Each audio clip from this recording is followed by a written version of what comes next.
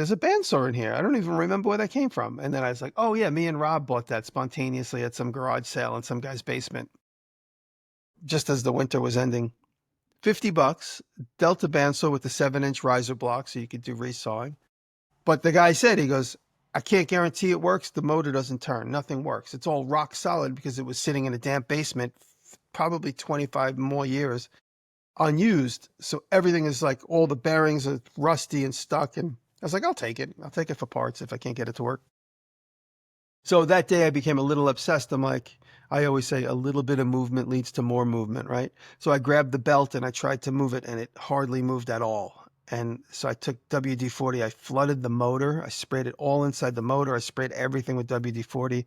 An hour later I came in and I got it like just like a quarter inch on the belt. So the whole thing went and then I kept doing it and I worked it and I got everything moving a little bit.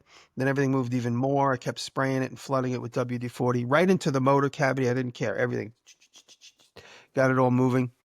And I plugged it in and flipped it on and it works perfect. From like literally from like an Egyptian tomb to like working perfect. And the blade on it happens to be probably the guy who last used it put on a good new blade, even though it's rusty.